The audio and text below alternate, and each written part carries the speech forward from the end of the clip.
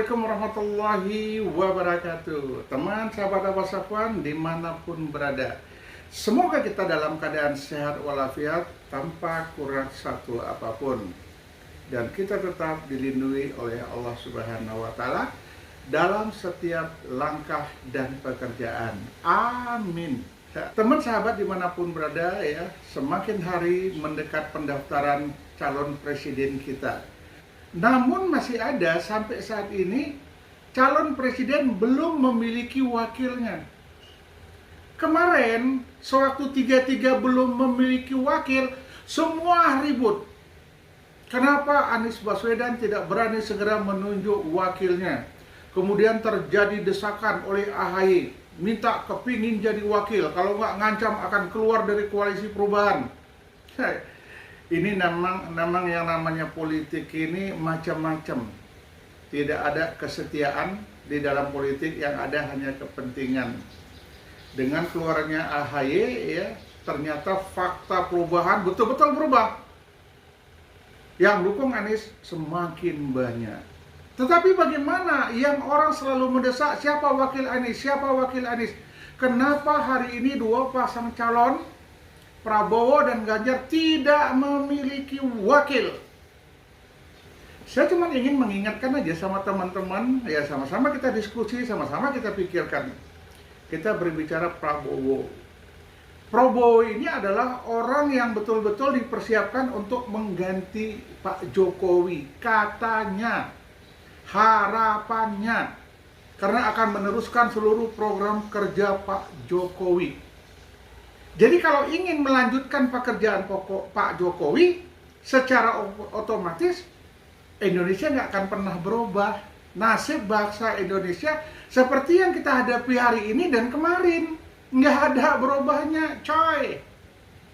Kenapa saya katakan demikian? Minyak terus naik, barang-barang harganya naik, 9 bahan pokok melambung tinggi. Dengar kabar nanti mau dikenakan pajak pula, seperti barang-barang 9 bahan pokok ini. Kenapa? Banyak kali utang. Ngeri kita melihat utang negara Republik Indonesia ini. Mampu nggak bayarnya? Dan bisa saja nanti pada saat terjadi presiden yang baru di Republik Indonesia ini, yang dipikirkan hanya bayar utang, bukan membuat program kerja, bukan membuat kesejahteraan rakyatnya. Terlalu banyak utang. Udahlah bos, nggak usah utang-utang lagi lah. Nggak bisa dipungkiri, setiap proyek yang ada pasti ada sekian persen disisihkan untuk bla bla bla bla bla bla. Jadi semakin banyak proyek, semakin banyak yang disisihkan. Apalagi katanya sudah menjelang akhir. Dengar kabar lagi, tol tidak jadi diteruskan di beberapa ruas jalan dan daerah. Stop pembangunannya. Katanya nggak ada uang sih. Apakah uangnya dilarikan ke IKN? Jangan sampai gagal, karena udah keterima barang tuh. Kalau gagal nanti banyak penuntutan, denda hutang dan lain sebagainya. Jadi banyak cerita, macam cerita. Kita kembali fokus lagi ke Capres-Cawapres. Di Prabowo ini banyak orang ngantri ingin menjadi calon wakil presidennya Pak Prabowo. Kemarin saya katakan lebih kurang ada 10. Tapi yang 10-10 itu belum dianggap. Masih ditunggu satu putra mahkota. Andai kata MK meluluskannya, boleh ikut menjadi calon wakil presiden, secara otomatis yang 9 tergeser habis. Padahal ini orang-orang cerdas, orang-orang dari partai yang dipersiapkan, yang bisa membawa bangsa Indonesia ini lebih baik ke depan katanya. Tapi kalau pasangan Amin, Caimin sama Anies, ya udah aman, mereka leading. Kalau kita mau berangkat dari Jakarta ke Surabaya, mereka sudah sampai ke Jawa Tengah. Caimin sama Amin ya. Amin sudah nyampe ke Jawa Tengah. Orang lain masih menyiapkan tiket untuk berangkat. Jadi kasihan orang yang ngantri calon wakil presiden di Pak Prabowo, bisa gigit jari kalau MK meluluskan usia Capres-Cawapres. Otomatis Gibran akan masuk. Kalau Gibran sudah masuk, kebayang nggak? Kalau di persepsi saya, andai kata Gibran berpasangan dengan Prabowo, maka yang presiden adalah Gibran. Apakah kita sudah siap jika Gibran menjadi seorang presiden negara Republik Indonesia? 200 juta lebih penduduknya ini nggak main-main, dipimpin oleh sosok anti anak muda. Loh, kok ngomong seperti itu? Iya. Yang saya lihat kenyataan sampai hari ini, Prabowo usianya sudah lanjut. Kemudian banyak masalah-masalah yang ada pada Prabowo yang bisa saja nanti mencuat, akhirnya membalik fakta Prabowo bermasalah, maka Gibran yang akan melanjutkan.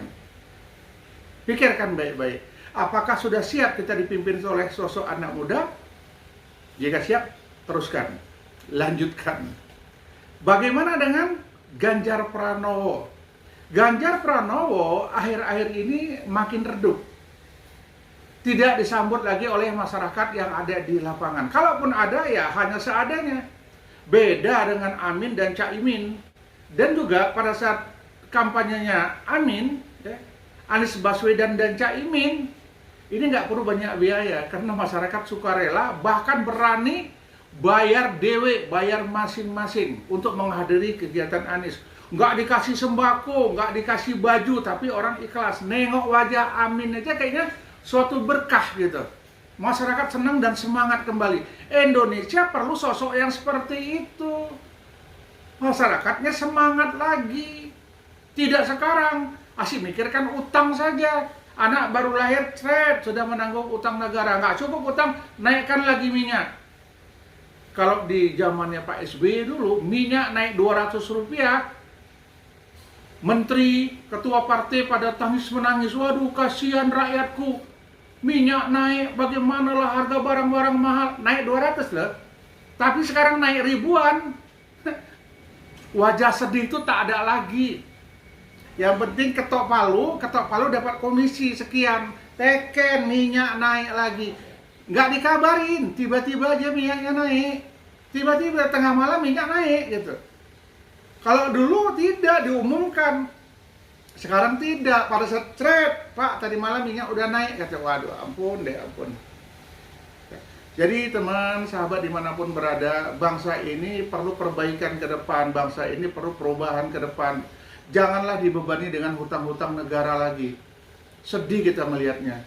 Salah satu contoh, ya, kereta api cepat yang ada di Jawa Barat. Itu ratusan triliun. Kita ngutang. Hutang bertumpuk-tumpuk, hutangnya terlalu banyak. Entah berapa jumlahnya, saya pun tak tahu lah. Pokoknya kita berhutang sama negara, yang bayar adalah rakyat Republik Indonesia melalui pajak. Yang nikmati kereta api siapa? Orang di Jawa Barat sama Jakarta. Yang lain tidak menikmati, tapi disuruh bayar juga. Usahlah hutang-hutang lagi, usahlah bebani rakyat lagi. Ya, kalau mau bangun, bangunlah sesuai dengan kebutuhan rakyat, bukan kebutuhan pribadi. Ingin mengangkat nama hebat, bangun A, bangun B, bangun C. Salah satu contoh kejadian di Medan. Medan semua dibangun, akhirnya apa? Medan semua macet. Katanya drainase diperbaikin supaya tidak banjir. Asal hujan sebentar aja kota Medan sudah digenangin banjir di mana-mana. Ada lagi yang mengatakan jika kota Medan tidak mau banjir, pilihlah Bobi dan Aulia. Ini keren. Agar Medan tidak banjir, pilihlah Bobi dan Aulia. Tapi kuasa Allah berbeda, semuanya terbalik. Pada saat Aulia dan Bobi dipilih menjadi wali kota Medan, rumah dinas wali kota yang selama ini nggak pernah banjir kemasukan air. Jadi sedih, nggak usah lah banyak-banyak janji, nggak usah lah banyak-banyak gombal. Ya, salah satu contoh kejadian Rempang 2019. Kita akan buat sertifikat dalam 3 bulan untuk masyarakat Rembang. Omong kosong, bohong. Jadi kenapa harus bohong-bohong terus seperti ini? Saya ridho di demo, begitu di demo lari. Jadi janganlah cari orang-orang yang seperti ini. Baik, saya mengingatkan kita kepada rakyat bangsa Indonesia, pilihlah orang-orang yang memungkinkan membawa Indonesia berubah yang lebih baik ke depan. Dan kembali lagi tadi ke Ganjar Pranowo. Apakah akan tetap membawa bendera PDIP Ganjar Pranowo? Karena melihat situasi sekarang ini, partai PDIP semakin menurun, semakin melemah di lapangan. Kemudian Mak Banteng pun udah marah-marah ini gara-gara Ganjar tidak tenar lagi di lapangan. Nah, jadi untuk ini cobalah kita pikirkan. Kalau yang saya pikirkan, belum tentu calon presiden 2024 Ganjar membawa bendera PDIP. Bisa-bisa nanti pemilik bendera PDIP yang turun langsung menjadi seorang calon presiden. Siapa dia? Kita lihat siapa pemilik PDIP. Apakah dia? Apakah anaknya yang akan muncul? Ini akan terjadi melihat situasi yang seperti ini. Ya, kalau nanti Pak Prabowo dia dengan Gibran, jadi yang lain lewat. Kalau Anies tetap berjalan seperti yang kita harapkan. Jadi teman, sahabat, pikirlah berkali-kali sebelum menentukan pilihan siapa yang pantas, yang cocok menjadi calon presiden 2024. Kalau kita pilih Pak Prabowo sama Gibran, kemungkinan besar yang jadi presidennya adalah Gibran ke depan nantinya. Kalau kita pilih Anies Baswedan, maka akan terjadi perubahan besar di negara Republik Indonesia ini. Kita berharap lebih maju ke depan. Jika kita pilih partainya Mak Banteng, belum tentu Ganjar Pranowo yang akan menjadi calon presidennya. Mungkin ini hanya cerita kita pada hari ini. Ini adalah pendapat saya. Jadi kalau ada pendapat yang lain, silakan. Ya. Kalau saya akan pilih yang terbaik, yang bisa membawa Indonesia berubah lebih baik ke depan. Demikian, Assalamualaikum warahmatullahi wabarakatuh.